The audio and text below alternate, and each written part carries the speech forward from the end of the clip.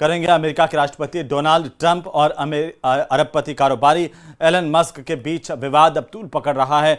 एक समय के बाद दोस्त अब आमने सामने हो गए हैं। टैक्स बिल से शुरुआत हुआ विवाद अब एप्स्टीन फाइल्स और महाभियोग तक जा पहुंचा है। यह खास रिपोर्ट देखिए।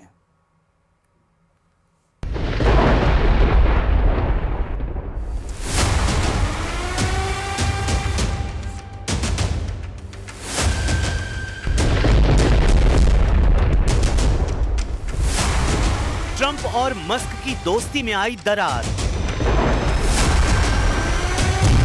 वन बिग ब्यूटीफुल बिल से खुली दोस्ती में कड़वाहट। एप्स्टीन फाइल और महाभियोग तक पहुंचा बवाल। अमेरिका की राजनीति में दोस्ती की मिसाल माने जाने वाली डोनाल्ड ट्रंप और एलन मस्क की जोड़ी में दरार आ गई है। अब तक अच्छे दोस्त माने जाने वाले अमेरिका के मौजूदा राष्ट्रपति डोनाल्ड ट्रंप और टेस्ला एक्स जैसी कंपनियों के मालिक एलन मस्क के बीच अब खुली जंग छिड़ चुकी है। हालात ये हैं कि अब दोनों एक दूसरे पर सरेआम आरोप लगाने लगे हैं। क्यों हुई दोस्ती में तकरार? दरअसल सारा विवाद अमेरिका के $4 ट्रिलियन के टैक्स बिल से शुरू हुआ। ट्रंप को एलन मस्क से शिकायत है कि उन्होंने वन बिग ब्यूटीफुल बिल नाम के टैक्स कानून का विरोध किया, जबकि मस्क का दावा है कि उन्हें इस बिल की जानकारी तक नहीं दी गई। $4 ट्रिलियन वाले वन बिग ब्यूटीफुल बिल में इलेक्ट्रॉनिक गाड़ियों और सोलर प्रोजेक्ट्स के लिए मिलने वाली सब्सिडी में कटौती की गई। एलन मस्क ने इस बिल की आलोचना करते हुए इसे जनता के पैसों की बर्बादी बताया। ट्रंप के मुताबिक मस्क को इस बिल की पूरी जानकारी थी और तब उन्हें इससे दिक्कत नहीं थी, लेकिन जब ईवी सब्सिडी कटौती की बात आई तब जाकर उन्हें परेशानी हुई। But I'm very disappointed because Elon knew the inner workings of this bill better than almost anybody sitting here, better than you people. He knew everything about it. He had no problem with it. All of a sudden he had a problem. And he only developed the problem when he found out that we're going to have to cut the EV mandate, because that's billions and billions of dollars. And it really is unfair. We want to have cars of all types. Electric, we want to have electric, but we want to have gasoline, combustion. We want to have different. We want to have hybrids. We want to have all, we want to be able to sell everything. Trump की धमकी, Musk का पलटवार। Trump ने कहा कि Elon Musk एहसान फरामोश हैं। अगर वो ऐसे ही विरोध करते रहे तो उनके सरकारी कॉन्ट्रैक्ट्स और सब्सिडी पर रोक लग सकती है। इसके जवाब में मस्क ने सोशल मीडिया पर सीधे ट्रंप पर निशाना साधा और कहा, अब वक्त है बहुत बड़ा बम गिराने का। ट्रंप एप्स्टीन फाइलों में हैं और इसी वजह से उन्हें सार्वजनिक नहीं किया गया है। नई पार्टी बनाने को तैयार मस्क।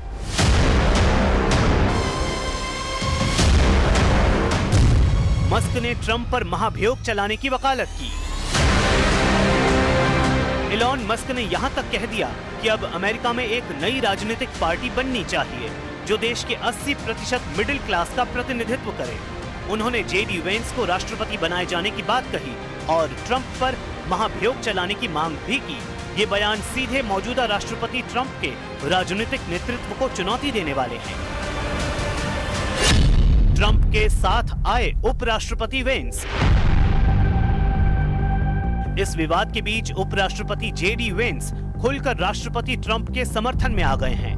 उन्होंने सोशल मीडिया पर पोस्ट किया कि राष्ट्रपति ट्रंप ने मेरे जीवन काल में किसी भी व्यक्ति की तुलना में अपने नेतृत्व वाले मूवमेंट का विश्वास जीतने के लिए अधिक काम किया है।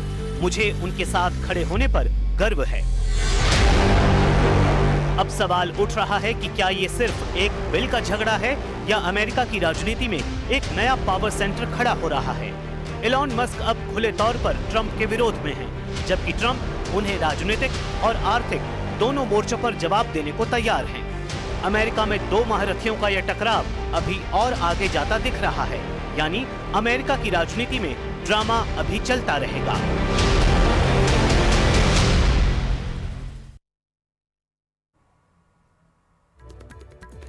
तो पहलगाम हमले के बाद पहली बार कश्मीर पहुंचे प्रधानमंत्री नरेंद्र मोदी ने पाकिस्तान पर जमकर हमला बोला। मोदी ने पाकिस्तान को इंसानियत और कश्मीरियत का दुश्मन बताया और चेनाब ब्रिज पर तिरंगा लहराकर पाकिस्तान को कड़ा संदेश भी दिया है। रिपोर्ट देखिए।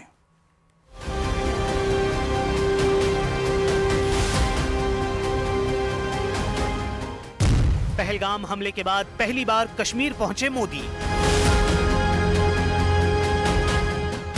चिनाब ब्रिज पर पहुंचकर लहराया तिरंगा। चिनाब ब्रिज से मोदी का पाकिस्तान को कड़ा संदेश। पहलगाम में पाकिस्तान समर्थित आतंकवादियों के कायराना हमले के बाद प्रधानमंत्री मोदी पहली बार कश्मीर पहुंचे तो पाकिस्तान को जमकर लताड़ा। मोदी ने पाकिस्तान को इंसानियत और कश्मीरियत दोनों का दुश्मन बताते हुए कहा कि कश्मीर में उसके मंसूबे कभी कामयाब नहीं होंगे। जिस टूरिज्म से जम्मू कश्मीर के गरीबों के घर चलते हैं, उसको पाकिस्तान ने निशाना बनाया। कोई घोड़े चलाने वाला, कोई पोर्टर, कोई गाइड, कोई गेस्ट हाउस वाला, कोई दुकान ढाबा चलाने वाला, पाकिस्तान की साजिश इन सबको तबाह करने की थी। जम्मू कश्मीर का नौजवान अब आतंकवाद को मुंह तोड़ जवाब देने का मन बना चुका है। पाकिस्तान ने पहलगाम आतंकी हमले से जम्मू कश्मीर की फिजा में जहर घोलने की साजिश रची तो उसे लगा होगा कि इससे कश्मीर में विकास का पहिया थम जाएगा, लेकिन राज्य में विकास की रफ्तार और तेज हो चुकी है, जिसका सबूत आज प्रधानमंत्री मोदी ने चिनाब ब्रिज पर तिरंगा फहराकर साफ कर दिया। 359 मीटर की ऊंचाई पर तेज कदमों के साथ पीएम मोदी तिरंगा लेकर चलते दिखे। उन्होंने दोनों हाथों से तिरंगे को गर्व से लहराया। ये नजारा न केवल भारत के गौरव का प्रतीक था बल्कि पाकिस्तान के लिए एक सख्त संदेश भी था। इन तस्वीरों से ये साफ हो गया कि पाकिस्तान की कोई भी नीच हरकत भारत के आत्मविश्वास को नहीं तोड़ सकती। टूरिज्म से रोजगार मिलता है, टूरिज्म लोगों को जोड़ता है, लेकिन दुर्भाग्य से हमारे पड़ोस का देश मानवता का विरोधी, मेलजोल का विरोधी, टूरिज्म का विरोधी, इतना ही नहीं, वो ऐसा देश है जो गरीब की रोजी रोटी का भी विरोधी है। प्रधानमंत्री मोदी ने जम्मू के रियासी जिले में चिनाब नदी पर बने दुनिया के सबसे ऊंचे रेलवे आर्च ब्रिज का तिरंगा दिखाकर उद्घाटन किया। इसके बाद अंजी ब्रिज और कटरा में कश्मीर की पहली वंदे भारत ट्रेन को हरी झंडी दिखाई। मोदी ने अपने कश्मीर दौरे से ये साफ कर दिया कि भारत अब न थमेगा न झुकेगा, तिरंगा अब आतंक पर भारी पड़ेगा। तो चलिए बात करेंगे हनीमून कपल की, जहां पर इंदौर से हनीमून मनाने के लिए मेघालय गए हनीमून कपल की मिस्ट्री अभी भी अनसुलझी ही है। पति का शव तो मिल गया, लेकिन पत्नी सोनम का अभी भी कोई अता पता नहीं है। सोनम ने आखिरी बार पहाड़ पर चढ़ते वक्त अपनी सास से फोन पर बात की थी, लेकिन उसके बाद सोनम का फोन बंद हो गया। आपको इस मिस्ट्री की एक रिपोर्ट दिखाते हैं।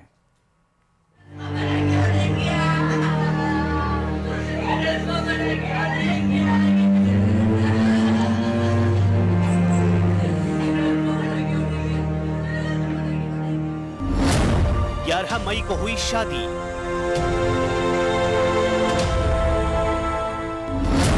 20 मई को पति पत्नी हनीमून पर गए।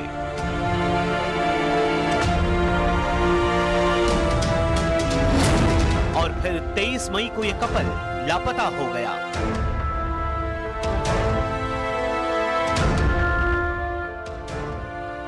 और शादी के 22 दिन बाद शादी की खुशियां मौत के मातम में तब्दील हो गई। ये दर्दनाक कहानी है इंदौर के रहने वाले राजा रघुवंशी और उनकी नई नवेली दुल्हन सोनम रघुवंशी की। दोनों शादी के कुछ ही रोज बाद हनीमून के लिए शिलोंग गए थे, लेकिन वहां से लौटा तो बस राजा का बेजान शरीर। सोनम अब भी लापता है। जो मेरी बात हुई है वहाँ के पुलिस अधीक्षक से, उन्होंने इस को अपडेट लेटेस्ट में यही किया है कि उनकी जो बॉडी बरामद हुई है उसमें चोट के निशान हैं और वहाँ पे पास में ही एक नाइफ मिला है और कुछ सामान भी मिला है। तो इससे प्रथम दृष्टया मर्डर की घटना लग रही है और उन्होंने हत्या का अपराध इस प्रकरण में पंजीबद्ध कर लिया है और इसकी विवेचना SIT वहाँ उन्होंने गठित की है, उसके द्वारा की जा रही है। राजा के परिवार के मुताबिक 23 मई को राजा और सोनम ने किराए पर 2 व्हीलर लिया था। दोनों लोकल साइट सीन्स देखने निकले थे।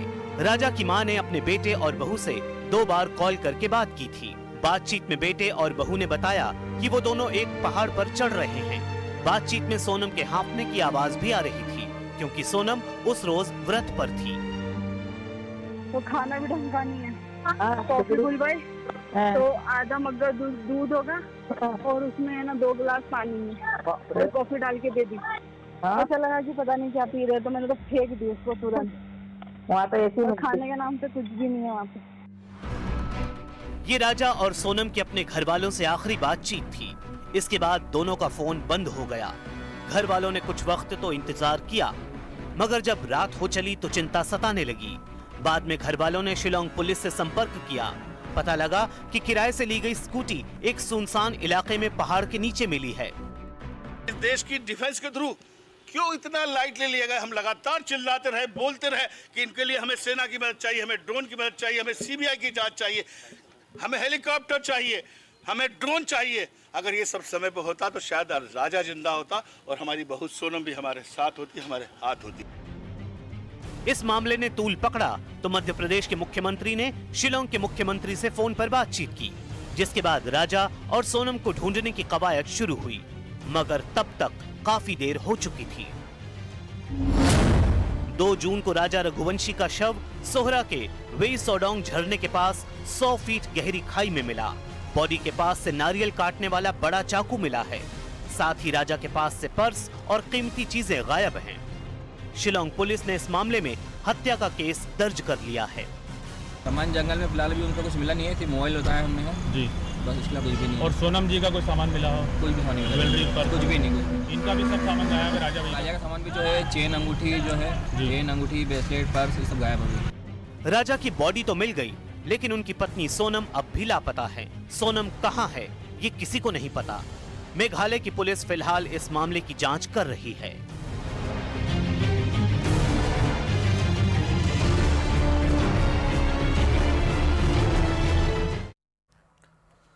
और इसी बीच बड़ी खबर, कनाडा के प्रधानमंत्री ने प्रधानमंत्री मोदी को फोन किया है। कनाडा ने G7 समिट के लिए भारत को न्योता दिया है। कनाडा के PM मार्क कार्नी ने PM मोदी को न्योता दिया। G7 शिखर सम्मेलन में शामिल होंगे प्रधानमंत्री नरेंद्र मोदी। इस वक्त की सबसे बड़ी खबर,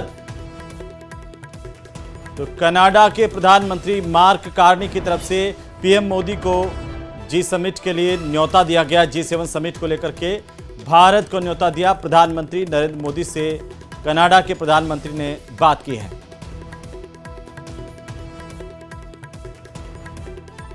इस वक्त की सबसे बड़ी खबर, कनाडा के प्रधानमंत्री ने प्रधानमंत्री मोदी को फोन किया है। कनाडा ने G7 समिट के लिए भारत को न्योता दिया। कनाडा के PM मार्क कार्नी ने PM मोदी को न्योता दिया है। G7 शिखर सम्मेलन में शामिल होंगे प्रधानमंत्री नरेंद्र मोदी। इस वक्त की सबसे बड़ी खबर, यह बड़ी जानकारी इस वक्त की, G7 समिट में प्रधानमंत्री नरेंद्र मोदी शामिल होंगे। ये बड़ी जानकारी सामने आ रही है। कनाडा के प्रधानमंत्री ने PM मोदी को फोन करके G7 समिट को लेकर न्योता दिया है और इसके बाद अब ये साफ हो गया है कि प्रधानमंत्री नरेंद्र मोदी G7 समिट में शामिल होंगे। ये बड़ी जानकारी है इस वक्त की।